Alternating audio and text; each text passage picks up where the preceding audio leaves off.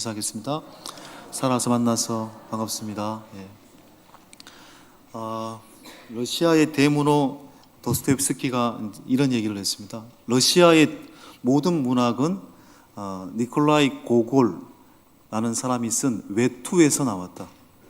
고골의 외투라는 작품이 굉장히 유명한 작품이죠.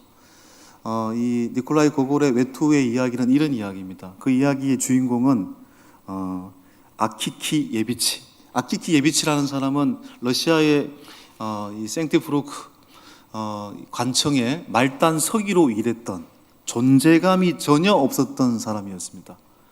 예비치는 쉽게 말해서 아침에 출근하고 저녁에 퇴근하고 그러는데 아무도 그에게 관심을 주지 않아요. 마치 시계추처럼 왔다 갔다 이런 존재. 아무도 그에게 말도 건네지 않습니다. 존재감 제로입니다. 그런데 이 아키키 예비치와 같은 이런 존재감 제로의 사람도 꿈이 있었습니다. 이 예비치가 바랬던 꿈은 단 하나였습니다. 비싼 외투 한 벌을 사는 겁니다. 러시아가 굉장히 춥잖아요.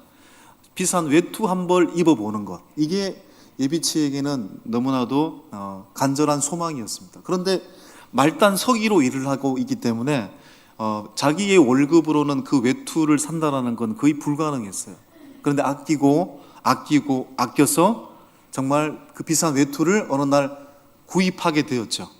얼마나 기뻤는지, 얼마나 정말로 즐거운지 외투를 들고 막 방실방실 뛰기도 하고 입어보기도 하고. 그런데 이게 웬일입니까? 외투를 산 지 2일 만에 불량배를 만나가지고 그 외투를 빼앗기고 맙니다. 여러분, 두드려 맞고 외투 뺏기고 결국 어디로 갔겠어요? 경찰서로 갔습니다. 경찰서장한테 진정서를 씁니다. 제발 외투를 찾아달라고. 또 유력한 사람을 찾아가서 제발 그 외투를 빨리 찾아달라고 굉장히 애원하죠. 그런데 아무도 하찮은 이 예비치에게 관심을 두지 않았고 그냥 아무도 그에게 도움을 주지도 않았습니다. 그렇게 도움을 받지 못한 채, 외투도 찾지 못한 채 이 아키키 예비치는 시름시름 앓다가 결국 죽게 됩니다. 이야기가 여기서 끝나게 되면 굉장히 허무한 이야기죠. 그런데 이 아키키 예비치가 죽어서 나중에 유령으로 도시에 출몰을 해요. 출몰을 해가지고 사람들의 외투를 어떻게 했을까요? 빼앗습니다.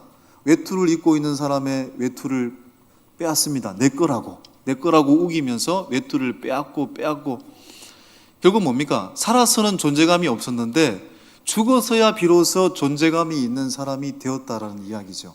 물론 유령으로 나타났다라는 것이 비성경적인 이야기라고 말할 수 있지만 그게 중요한 게 아니고 이 이야기의 핵심이 뭡니까? 있으나 마나한 사람도, 세상에서 가치 없다라고 여겨지는 사람도 그에게는 뭐가 있을까요? 꿈이 있고 누구에게 소중한 존재로 보여주고 싶은 갈망이 있다는 것입니다. 누구든지 사랑받기 위해서 태어났다라는 것을 말하고 싶다라는 것입니다. 그것이 이 이야기의 핵심적인 메시지이죠. 여러분, 우리는 어떻게 보면은 아키키 예비치와 같은 사람일 때가 많습니다. 이 우주 가운데 살고 있는 우리는 이 우주를 품고 살고 있지 않습니까? 쉽게 말해서. 그런데 세상적으로 보면 우리가 이 세상을 떠나도 이 세상은 변하지 않습니다. 우리가 세상을 떠나도 여전히 그 다음날 자동차와 지하철은 다니게 될 거고요. 라디오에서는 음악이 흐르게 될 거고요. TV에서는 광고가 흘러나오게 될 것입니다. 아무도 나의 존재에 대해 관심이 없는 것처럼 느껴집니다. 마치 체코의 유명한 소설가 밀란 쿤데라의 참을 수 없는 존재의 가벼움이라는 그 이야기처럼 우리는 너무너무 세상 속에서 이 존재라는 것이 너무너무 가볍게 느껴질 때가 많습니다. 여러분, 이 철학자 16세기, 17세기 경험주의 철학자 중에 이제 베이컨이라는 사람이 있지 않습니까? 프란시스 베이컨. 이 사람이 사람을 세 가지 종류로 나눴어요. 꼭 있어야 될 사람, 있으나 마나한 사람, 두 번째. 세 번째, 없어야 될 사람. 세 가지가 있다고 했습니다. 여러분, 누구든지 우리는 꼭 있어야 될 존재로 살고픈 갈망이 있습니다. 그렇죠?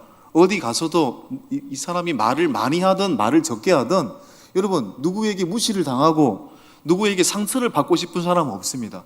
꼭 있어야 될 사람, 있어야 될 존재가 되기를 바라죠. 그런데 우리가 어떤 공동체에서 꼭 있어야 될 사람으로 살았다고 하더라도 그것이 영원하지 않잖아요. 언젠가는 어떻습니까? 예. 마치 내 존재가 없어지는 것처럼 느껴질 때가 있잖아요. 예. 그래서 사람들이 어떤 의미에서는 SNS에 글을 많이 올리는 이유도 그런 이유 중 하나가 아닐까 싶습니다. 이 현대사회에서 자꾸 잊혀져가는 이 시대 속에서 나의 존재를 알리기 위해서 글을 올리고 나 여기 있어요라고 손들고 이야기하는 거죠. 쉽게 말해서.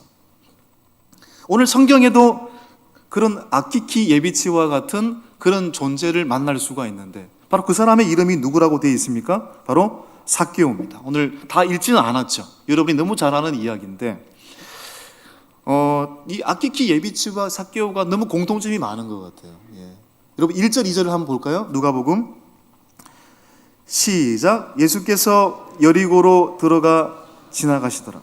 삭개오라 이름하는 자가 있으니 세리장이요 또한 부자라. 삭개오는 여리고 사람이고요. 그리고 여리고에서 직업이 뭡니까? 예, 세리장이라고 했습니다. 세금을 징수하는 관원이죠. 예, 세관원이죠. 그 세관원 중에도 장이죠. 그리고 또 하나의 단어가 등장하죠. 부자다. 그는 세리장이자 부자라고 말하고 있습니다. 여러분, 세리장인데 왜 부자가 되었을까요? 이 시대는 세리 이꼴 부자입니다. 여러분, 오늘날은 그렇지 않죠. 여러분, 세무 공무원이 부자입니까? 예. 국세청장이 부자일까요?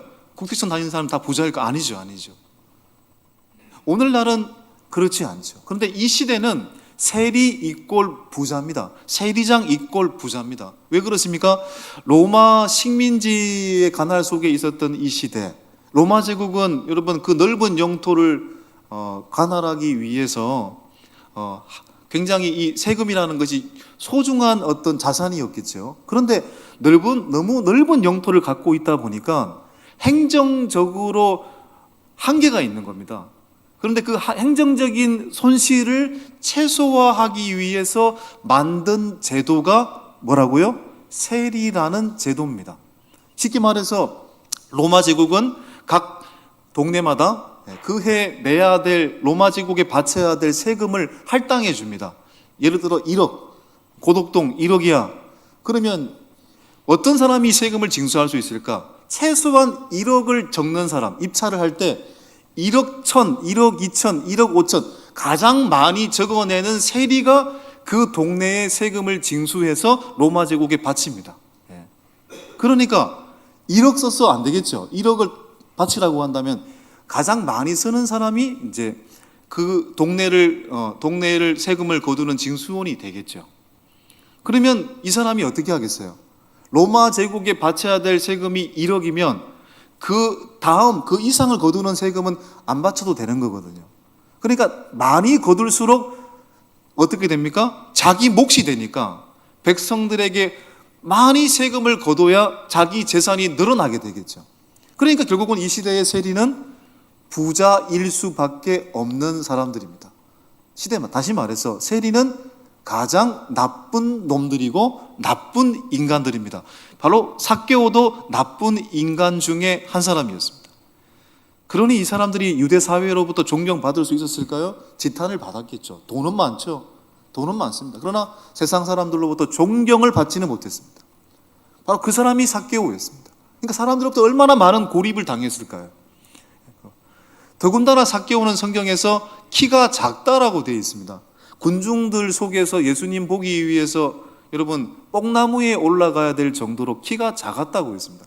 여러분 키가 작았다라는 게 여러분 저는 뭐 이렇게 부끄럽지 않습니다. 여러분 저는 키가 뭐 작다고 하는데 저는 작다고 느껴본 적도 없고요. 예. 삭개오는 뭐 어떻게 얘기했는지 모르겠는데 여러분 삭개오는 굉장히 어렸을 때부터 무시를 당했을 가능성이 높아요. 예. 조롱을 당하고. 그래서 삭개오에게는 이런 마음이 있지 않았을까요? 내가 두고 보자. 내가 성공을 해가지고 키 큰 사람 다 납작코를 만들 거야. 이런 생각을 가졌을 것 같아요. 그래서 수단과 방법을 가리지 않고 그는 로마 제국 사회 속에서 성공하기 위해서 불이든 불법이든 다 행했던 사람이었다고 볼 수 있습니다. 그런데 여러분, 삭개오의 이름의 뜻이 뭘까요? 삭개오의 이름의 뜻은요, 순결하다라는 뜻입니다. 순결하다. 여러분, 이름을 지을 때는, 부모가 자녀의 이름을 지을 때는 열망이 있는 거거든요. 이런 자녀가 되기를 원해. 저희 아들 이름이 민준인데 이건 10초 만에 지었습니다. 민준. 한자도 10초 만에 그냥 끄집어냈습니다. 오나할 민의 밝을 준. 한자가 바로 줄 서 있더라고요. 그냥 평범하게 살아라, 밝게 살아라, 이런 의미였습니다. 밝게 살면 되죠. 그게 부모의 열망인 거거든요. 삭개오에도 순결하다. 이 내 자식이 순결하게 살기를 바랬어요. 근데 삭개오의 현실은 어떻습니까? 안 순결하잖아, 지금요. 이름 바꿔야죠. 안 삭개오로. 여러분, 그러던 어느 날 그가 살고 있는 여리고에 예수님이 오신다는 소문을 삭개오가 듣게 됐습니다. 예수님이란 존재를 여러분 들었겠죠. 어떤 존재인지. 근데 그분이 여리고로 온대요. 사람들이 많이 모여들었습니다. 근데 키가 너무 작다 보니까 군중 속으로 예수님을 볼 수가 없는 거죠. 결국 삭개오는 어떻게 합니까? 오늘 본문에는 돌 무화과 나무로 되어 있습니다만 우리가 알고 있는 뽕나무로 올라가지 않습니까? 뽕나무로 올라가서 예수님을 바라보기 시작합니다. 그런데 주님은 그 수많은 궁중 속에서 돌 무화과 나무에 올라가 있는 삭개오의 애처로움을 보셨어요. 삭개오가 어떻게 살아왔는지를 보셨어요. 그리고 삭개오를 주목하셨고 결국은 삭개오를 만나 주셨습니다. 5절이 참 이 감동적인 구절 아닙니까? 삭개오의 이름을 불러주셨어요. 자, 만남의 시작은 이름을 불러줌으로 시작되는 겁니다. 19장 5절 한번 읽어보겠습니다. 시작. 예수께서 그곳에 이르사 쳐다보시고 이르시되 삭개오야 속히 내려오라. 내가 오늘 내 집에 유하여야 하겠다 하시니 삭개오야 속히 내려오라. 이 말이 삭개오에게는 얼마나 감동적이었을까요? 아마도 자기에게 이름을 불러줄 준 사람이 없었을걸요, 아마. 나쁜 놈, 수근수근거리는 소리. 그런데 예수님이란 존재가 한 번도 만나본 적이 없는 존재가 단지 그분을 바라보았을 뿐인데 그분은 자신의 이름을 불러줍니다. 삭개오야 속히 내려오라. 바로 그의 이름을 불러줌으로 그의 존재가 부각됩니다. 그의 이름을 불러줌으로 그의 존재가 새로워집니다. 여러분, 우리가 누구 이름을 부를 때 결혼하고 나서도 보통 이름 잘 안 부르잖아요. 그러니까 저는 이름 부릅니다. 저 여보라고 한 적이 한 번도 없어요. 여보 이렇게 한 적이 없습니다. 지금부터 너무 속에서 지금 막 니글니글 거립니다. 이름 불러줘. 이름. 저는 이름 불러주는 게 제일 좋습니다. 여러분, 제일 좋습니다. 이름 불러줄 때. 김춘수님의 꽃이라는 시 있지 않습니까? 내가 그의 이름을 불러주기 전에는 그는 다만 하나의 몸짓에 지나지 않았지만 내가 그의 이름을 불러주었을 때 그는 나에게로 와서 무엇이 되었다? 꽃이 되었다. 이름을 불러준다는 것은 그의 존재를 부각시켜주는 것. 더 나아가서 삭개오의 집에 가서 가슴 벅찬 축복까지 해주시잖아요, 예수님께서. 19장 9절 어떤 축복을 해주십니까? 시작. 예수께서 이르시되 오늘 구원이 이 집에 이르렀으니 이 사람도 아브라함의 자손이미로다. 이 사람도 아브라함의 자손이미로다. 삭개오는 그를 인정해 주시는 분을 만나서 인격이 변화되었습니다. 그를 인정해 주시는 주님을 만나서 그의 성품이 변화되었습니다. 그의 삶이 변화되었습니다.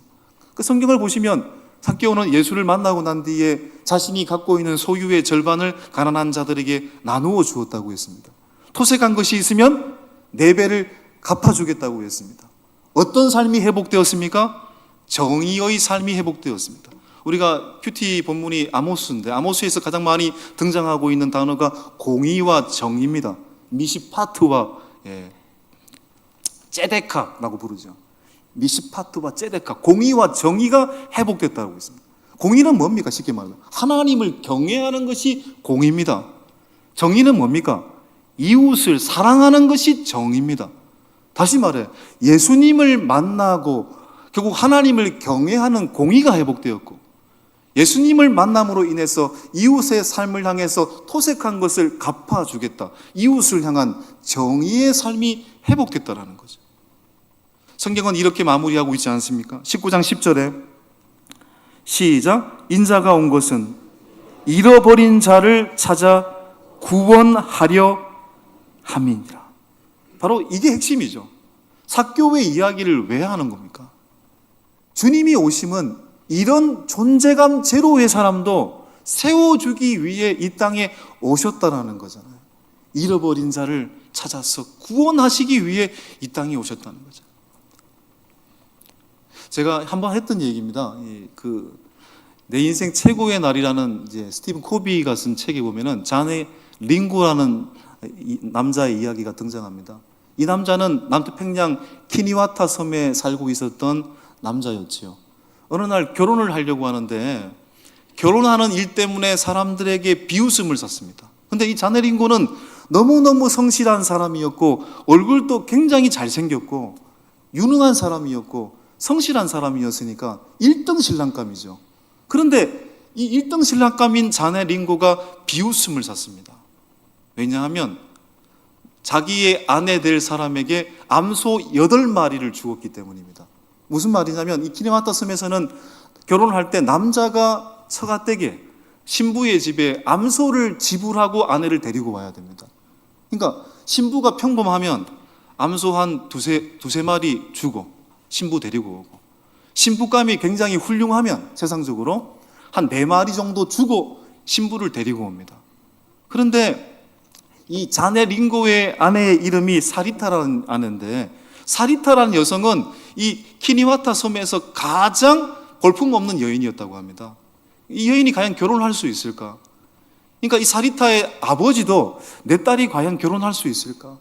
결혼했으면 좋겠는데 제발 암소 1마리만 받아도 좋으니까 결혼했으면 좋겠다. 그런데 어느 날 자네 링고라는 남자가 나타나가지고 암소 1마리가 뭡니까? 암소 8마리를 주고 자기 딸을 데리고 가는 겁니다. 이걸 보고 사람들이 자네 링고를 향해서 막 손가락질을 했죠. 아이고 미쳤다, 바보 같은 놈. 여러분, 왜 자네 링고는 그런 행위를 했을까요? 시간이 흘렀습니다. 자네 링고와 사리타가 잘 살고 있었겠죠. 어느 날 이 집에 어떤 작가가 방문을 했습니다. 소문에 의하면 이 자네 링고의 아내가 굉장히 추녀라고 불리는데 어느 정도로 추녀이기에 사람들이 비웃을까 궁금한 마음을 품고 자네 링고의 집에 갔지요. 그런데 자네 링고가 등장하고 자네 링고의 아내 사리타가 등장하는데 깜짝 놀랐습니다. 사리타라는 이 여성이 소문과는 다르게 너무너무 아름다운 여성이었기 때문입니다. 그의 당당한 말투, 그의 미소 짓는 어떤 얼굴의 모양, 그의 우아한 말솜씨, 모든 게 완벽했어요. 어떻게 이럴 수가 있지? 아내가 없는 사이에 자네 링고에게 이 작가가 질문을 던집니다. 아니, 소문에 의하면 당신의 아내가 이렇다고 하는데, 아니 그게 아니네요. 너무너무 아름답네요. 어떻게 이럴 수 있는 거죠? 라고 했더니 자네 링고가 어떻게 얘기했다고 했습니까? 여자들은 결혼하고 나서 서로 모여 앉아 이야기를 나눈다고 합니다. 너 결혼할 때 암소 몇 마리니? 암소 4마리야 나는. 암소 3마리야. 암소 5마리야. 그런데 암소 1마리로 결혼했다고 하면 제 아내가 얼마나 상처를 받겠습니까?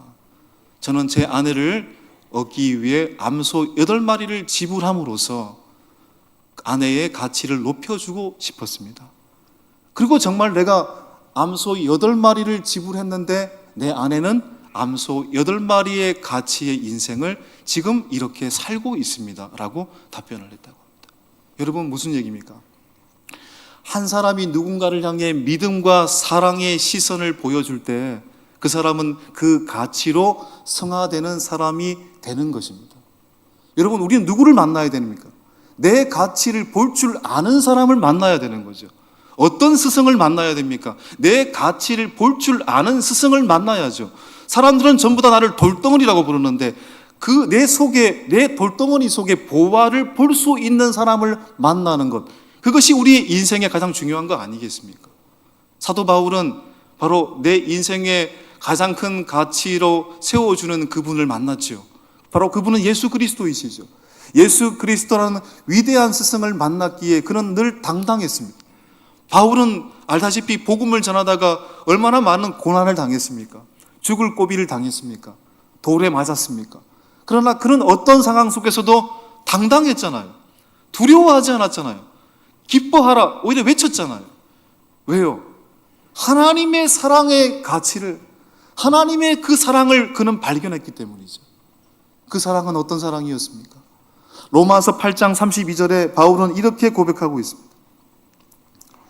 시작. 자기 아들을 아끼지 아니하시고 우리 모든 사람을 위하여 내주신 이가 어찌 그 아들과 함께 모든 것을 우리에게 주시지 아니하겠느냐. 주님이 우리를 구원하실 때 내가 너를 구원할게, 여러분 말 한마디만 해도 구원하실 수 있는 분이잖아요. 왜요? 예수님은 천지를 창조하신 전능하신 하나님 그 자신이시기 때문에 그렇습니다. 그런데 주님께서 우리를 구원하실 때 말 한마디로 우리를 구원하신 게 아니잖아요. 말 한마디만 해도 될 텐데 신이 이 땅에 인간의 모습으로 오셔서 말구유에 태어나셨고 심지어 인간의 모습으로 사시다가 십자가를 지기까지 우리를 사랑하셨습니다. 암소 8마리, 암소 800마리, 암소 8,000마리가 아니고 이 세상의 모든 암소를 모아도 비교할 수 없는 예수 그리스도를 우리 가운데 보내주심으로 우리를 사랑해 주셨고 구원해 주셨습니다. 사도 바울은 이걸 알았던 거죠. 너는 이런 가치로 산 사람이야. 이런 대속의 가치로 살고 있는 존재야. 이것을 확신했기 때문에 바울은 언제나 당당할 수 있었던 것입니다. 이름이 있으나 잃어버린 자와 같은 사람, 살아 있으나 존재감이 없는 사람도 예수 그리스도를 만나면 생명의 통로가 되는 줄 믿습니다. 외투 한 벌을 가진 존재가 아니라 세상을 품은 그리스도인, 세상을 품는 비전의 사람으로 변화되실 줄 믿습니다. 여러분, 성탄절이 되면 저는 언제나 이 이야기를 합니다. 마태복음 족보에 아브라함으로부터 예수 그리스도가 나기까지, 아브라함으로부터 다윗의 계보 속에 나온 너희가 기다리고 있는 메시아는 예수 그리스도라고 말하고 있는 그 족보 속에 남자의 이름이 아니라 여자가 5명이 등장하잖아요. 이게 놀라운 일이죠. 누굽니까? 다말, 시아버지와 동침했던 다말이라는 여성이 등장해요. 또 여호수아에 등장하는 기생 라합이 등장합니다. 그리고 룻기에 등장하는 모압 여인, 이방의 여인, 천시 받던 여인 모압 여인 룻이 등장합니다. 그리고 다윗과 동침했던 우리아의 아내 바세바가 등장합니다. 그리고 처녀의 몸으로 아이를 낳으면 슬픈 유대 사회에서 맞아 죽어야 될 마땅한 처지인데 처녀의 몸으로 아이를 잉태했던 마리아가 등장합니다. 이 5명의 이름이 왜 예수님의 족보에 등장하고 있는 걸까요? 이 5명의 특징이 뭡니까? 철저한 그들은 아웃사이더입니다. 도덕적 아웃사이더이고 인종적 아웃사이더이고 신분적 아웃사이더입니다. 성별적 아웃사이더입니다. 그런데 왜 그들의 이름이 족보에 등장하고 있다고 했습니까? 바로 예수 그리스도의 안에서는 누구든지 새로워질 수 있다는 거죠. 누구에게든지 하나님의 은혜가 필요하고 하나님의 은혜가 부어져서 회개하는 새로운 영혼이 되면 누구든지 생명의 족보에 생명의 반열에 오를 수 있다는 것을 말하기 위해서인 거죠. 어떤 무가치한 존재라고 세상은 치부할지 모르나 어떤 존재라도 예수 그리스도 안에 있으면 세상을 품는 비전의 사람이 될 수 있고 세상의 생명의 통로가 될 수 있다는 것을 말하고 싶은 것이죠. 여러분, 2024번째 성탄절을 기다리는 대림절 3번째 주일입니다. 2000년 전 이 땅에 오신 예수님께서는 바로 그런 존재로 세우시기 위해서 이 세상에 오셨습니다. 아무것도 없는 자가 아니라 모든 것을 가진 자로, 무명한 자가 아니라 유명한 자로, 근심하는 자가 아니라 항상 기뻐하는 자로, 가난한 자가 아니라 부유한 자로 우리를 세우시기 위해서 이 세상에 오셨습니다. 그 사랑을 다시 한번 우리의 가슴 속 깊이 담아서 가장 가치 있는 존재로 주님께서 자신의 목숨까지 바치시기까지 사랑하셨던 그 값어치로 이루어진 우리의 존재, 그 값어치답게 가장 값있게, 가장 가치 있게, 가장 멋있게 살아낼 수 있는 하나님의 모든 사람들 될 수 있기를 주님의 이름으로 간절히 축원합니다.